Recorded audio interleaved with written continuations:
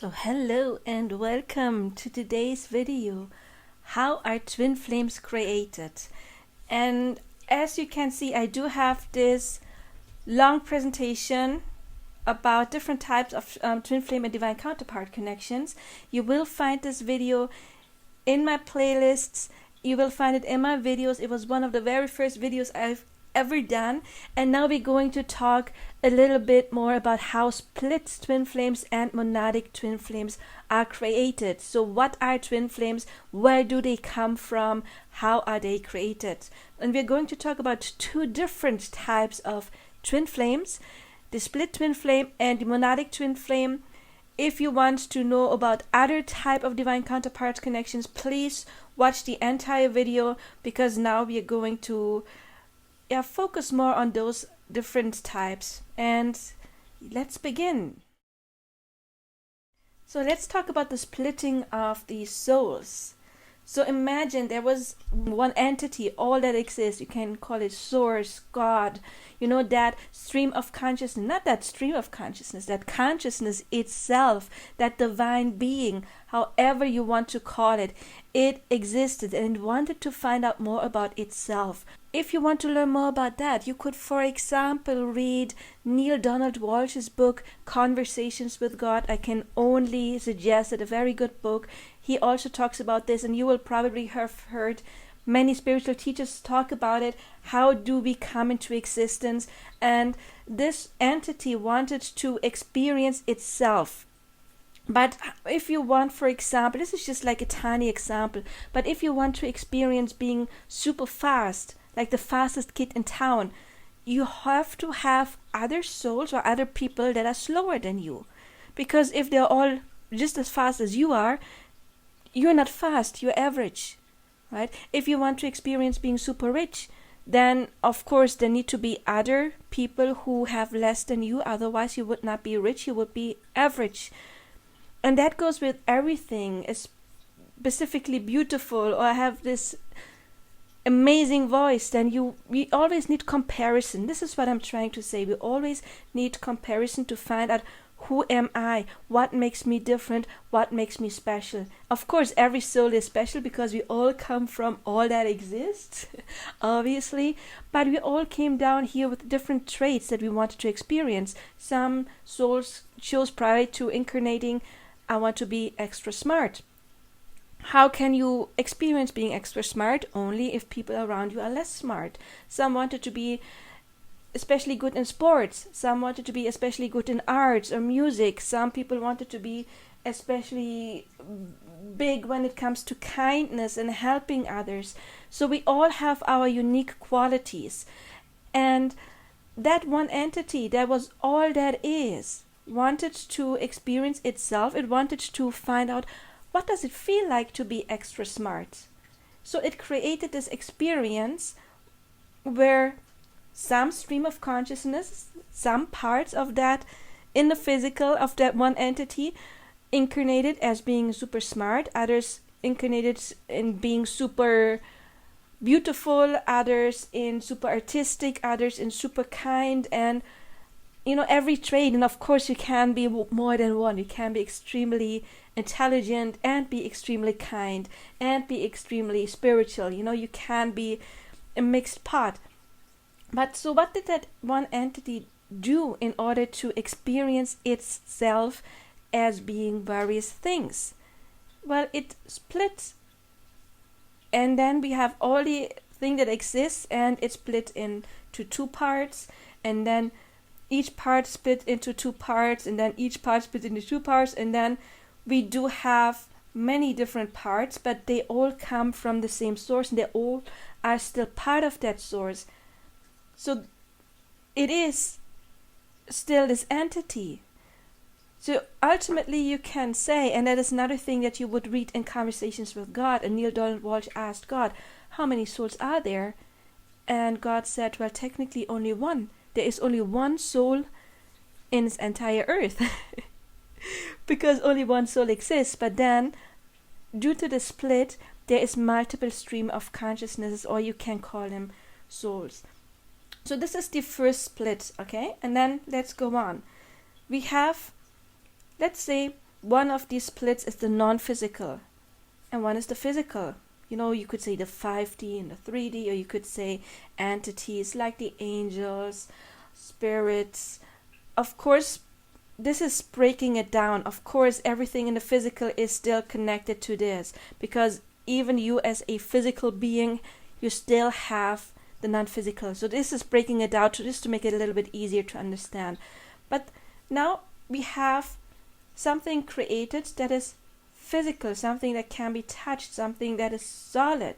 There's atoms and all of that. And maybe you've already heard atoms are basically made out of energy, because what is between is it called nucleus? No, that's in the cell, right? But the thing in the middle, I'm sorry, I was not the best in physics.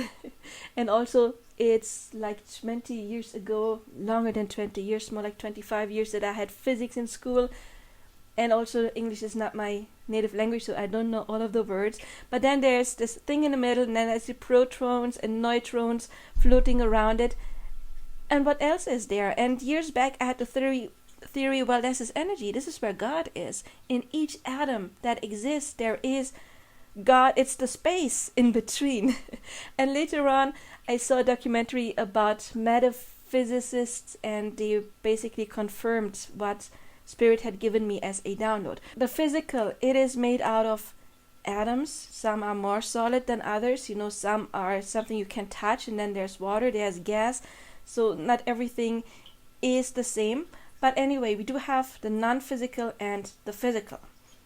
Let's talk about the physical. Okay, we have objects that could be stones, trees. Trees are not sentient. By sentient, I mean, trees technically are alive, but they don't have a central nervous system like we do. But anyway, objects. And it can be any kind of objects. It can be natural objects, but also, of course, nowadays something that is artificially created, like a plastic chair, because everything exists out of atoms. But you would probably agree that a plastic chair does not have the same life in it as a human being, even though, since it is made out of atoms, it is made out of source. Source is in that plastic chair. There's nothing where God is not part of. But just to break it down, okay, so we do have the physical. Now we're talking about this. So imagine this spot here, this dot would now be here. And we're breaking it down into objects and sentient beings. Physical sentient beings could be animals, humans, and everything we would consider to be as a sentient being. And then we're breaking this down again in other. And let's say those would be birds and reptiles. I broke it down just to make it easier. And then this would be mammals. And there, you see it's still keeping on splitting and splitting and splitting and splitting. And just imagine that basically every of those dots has the same thing going on, like each one of them. Of course, it would be, you couldn't see this structure if I would make it. It would be very unclear, but you get the gist. Every one of those dots is splitting again and again and again. So we do have the sentient beings. We have the others as the fish, the bird, the reptiles. And here we do have the mammals. And then, of course, it still kept on splitting and splitting and splitting and splitting. And here you would have maybe like apes. There is a link. And then out of that, humans came, which are related to apes and monkeys. So let's say now we are here, the humans, this tiny thing here. So let's say this is humans, okay? And then we do have the energy stream of humans, and it's still split and split and split because there's one human on this earth, right? There's multiple humans. There must have been another splitting and splitting and splitting. And then ultimately we have like this cluster, you could say here, and this is called a monad.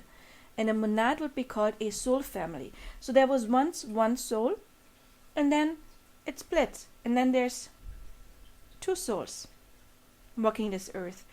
And if you ever wondered where all these souls coming from, earth is now overpopulated. well, there was this one entity and then it split, and now one soul turned into two. But if you saw my other videos, then you always heard me saying there is no half souls. Every soul is perfect, okay? We are still connected to our, let's call them soul siblings, soul family, on the higher consciousness, on the oversoul. You could say those two are linked with an oversoul, and then those two are linked with an oversoul, and then those four, they still have an oversoul, and so on, and that would lead all the way back to God. So we are all part of God, source, divine, however you want to call it, that one entity. We do have the monad, the soul family here. So when we talk about souls, we could also call them a stream of consciousness, and the more connected two souls are in higher realms, the closer the soul connection is. And by that I mean, obviously those two form a closer soul connection than, let's say, these two, even though they're still connected. Even those two form a closer soul connection than one of these and one of these, and those still form a closer soul connection than one of these and one of these. But still, they are part of your soul family, they are part of your soul tribe. And they're not only a match on a more physical realm, but also in higher realms. Why? Because in higher realms, the oversoul, they're still one. But due to our earthly development, our energy fields that are closer to our physical body can change. On higher levels, they are way less alternating. By that I mean, you probably know that you all have like in your each set of chakras, and you have an aura, you have this energy body around you, and your aura can change in the course of, the aura is made out of different layers.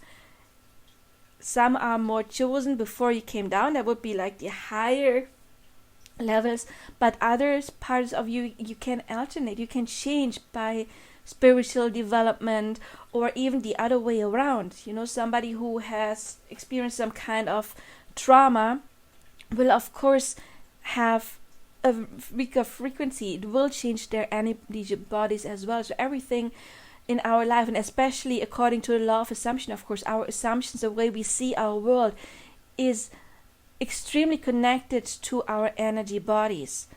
So let's say this would be you, and the dot would be like, let's say, your physical self, and maybe the aura around you, the closest parts of the aura around you.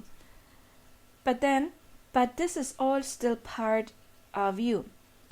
So what I'm trying to say is the blue part, this is something you can easier change by your own development, no matter where it is. So the blue could change in any other way.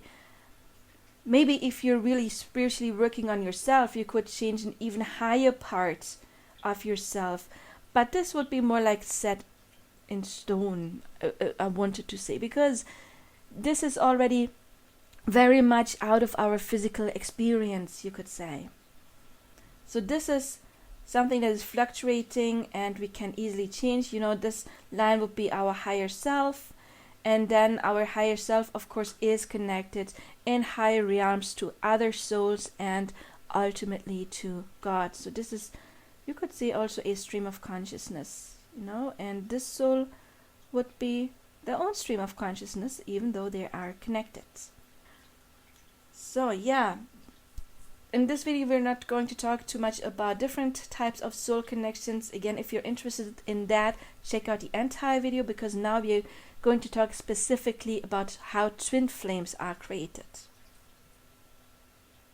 So yeah, you see I'm talking about soulmates, soul twins, split twin flames. Yeah, that is one kind of strong soul connection, and those we're going to talk about now. So the split twin flame is the most common type of twin flames.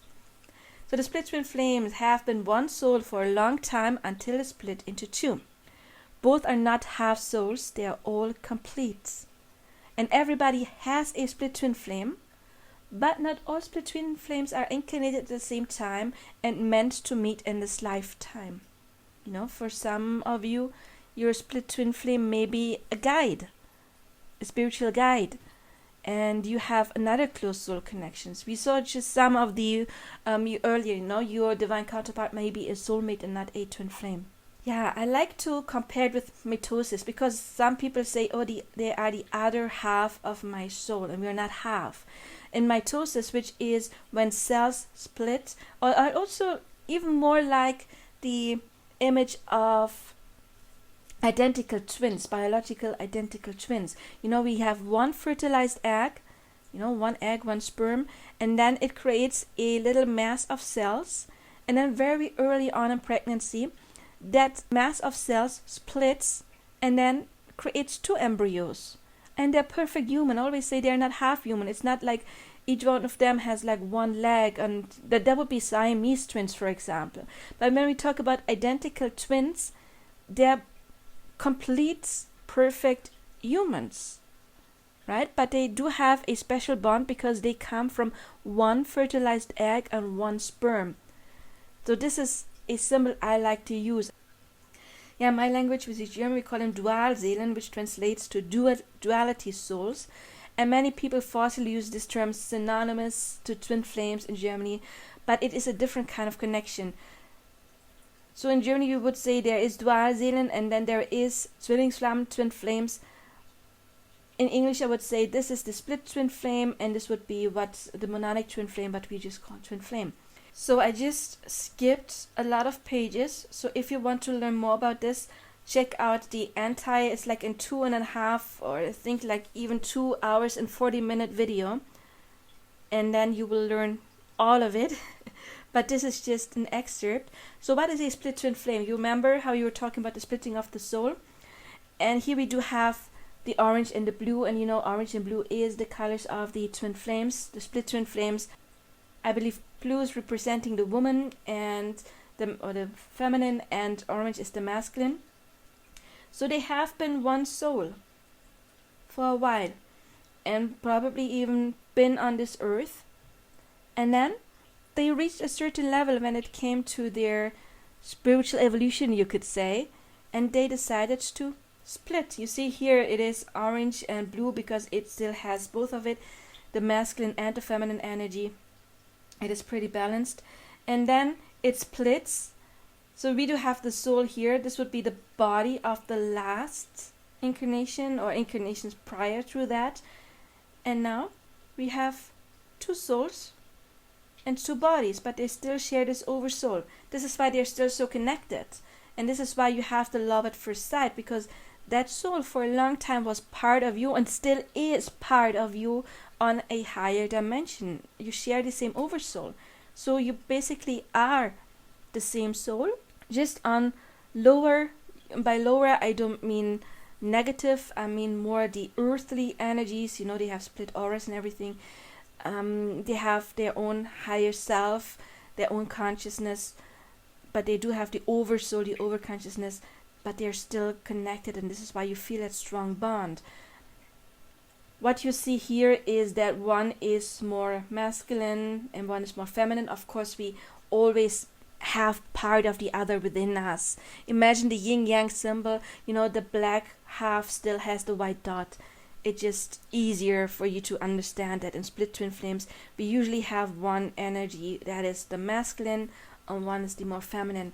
If you want to learn more about that, I do have a list about signs of divine counterparts energy in astrology, and I believe the 3rd and 4th video of that I talk in detail about the masculine and feminine energies when it comes to the split twin flame. So if you want to learn more about that, you can check that out because it's very detailed.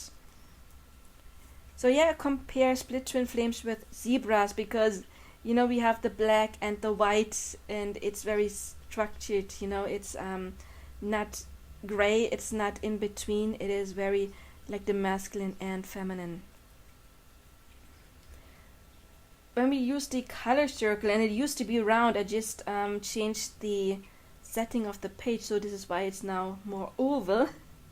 But a split twin flame, let's say you would be this energy or your person would be this, it would be the polar opposites. If you would be this one here, then it would be this one. They would be the polar opposite of your energy. So yeah, monadic twin flames, another type of twin flames, and as I said, they can only meet once there has been some spiritual awakening, all of the healing has been done. So this form of twin flames is by far the rarest, not just twin flame, but divine counterpart in general. And you see I wrote, is it the legend of the 144,000? I'm not sure. I think it may be, though. So monadic twin flames are romantic connections, not friends or family members. Same, by the way, goes for split twin flames. In this long presentation, I talk about different kind of soul connections that are often confused with twin flames, and those could be family members. But the twin flames, and either the split twin flames and or the monadic twin flames, they are always romantic partners. I was going to say man and woman, but that is of course not true. We can have homosexual twin flames of both, the monadic and the split twin as well. So the ancient souls will either meet at the end of their earthly incarnation cycle, or who already are ascended masters that came to earth for a mission to help in a mass awakening happening right now. So split twin flames are joined through energy cords that connect the chakras. The monadic twin flames share their energy centers. Remember when we were talking about the split twin flames, how they share the oversoul, but they're split, but still they have cords connecting them together. Whereas monadic twin flames, they share the energy centers. So I already skipped a little part. Again, you can watch the entire thing. Even though they may be separated at the beginning, there may be some kind of separation in the beginning of their journey. And remember, beginning, it can still be years, depending on what stuff there needs to be looked up. It is by far not as painful as a split twin connection, since the trauma connection to abandonment and loss is already healed or nearly healed. For the most part, it is blissful even in separation. There is a feeling of belonging, but no possessiveness. In a split twin flame connection or in karmic connections, also in catalyst connection, there may be a strong sense of possessiveness.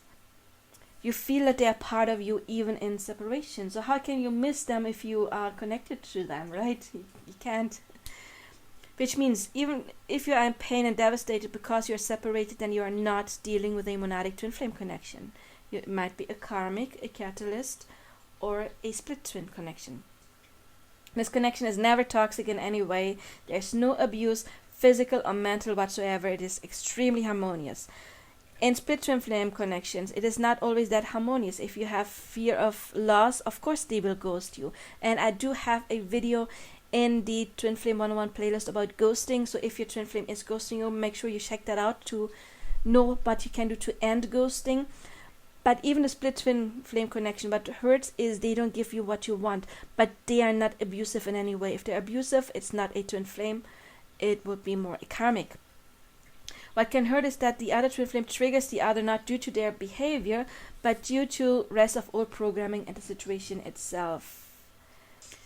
Yes, they're a lot alike, but let's skip to the part they quickly ascend. Yes, that is another way to find that out. If you are in cycles for years and there's no inner progress, you're not dealing with a twin flame, neither the split twin flame nor the monadic twin flame. You will ascend, especially in the monadic twin flame. That is not so much about the healing, it is very much about ascension. So for the monadic twin flames, the colors are silver and gold, not orange and blue. You see, they're a little bit different.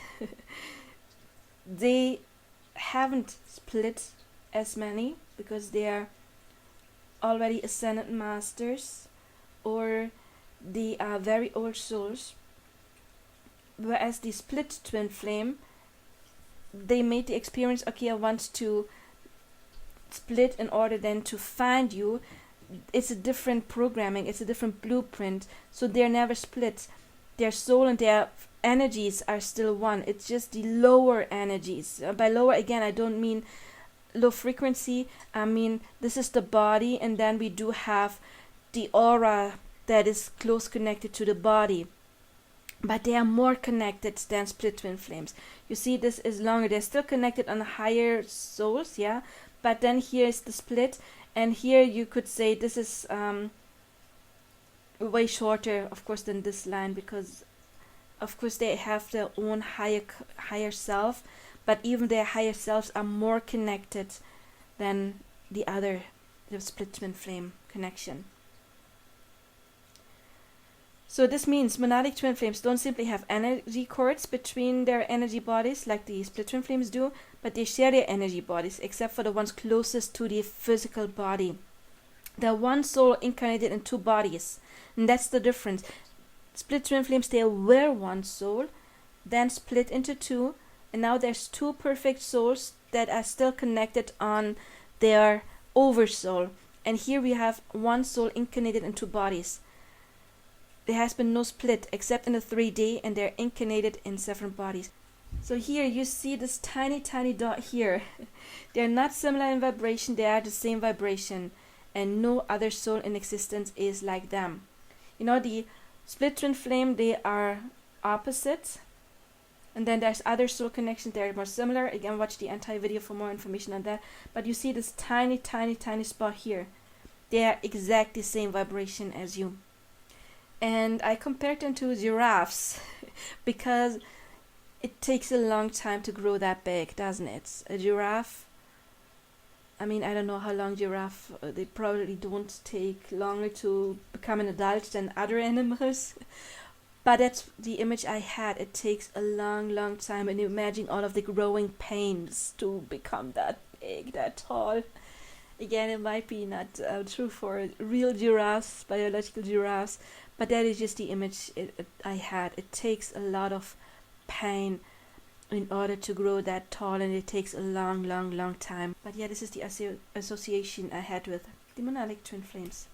So yeah, then there's of course other soul connections I am talking about in the other video, but this one was about how I twin flames made, and I just showed you two different kind of twin flames, the split twin flame, and ultimately we all come from the same source. It's a slightly different, yeah, here we are, it's a slightly different journey, but this is how they're made. They're come from the same source that split, and ultimately we do have one oversoul, two bodies, two higher selves, but a perfect match. They are perfect match.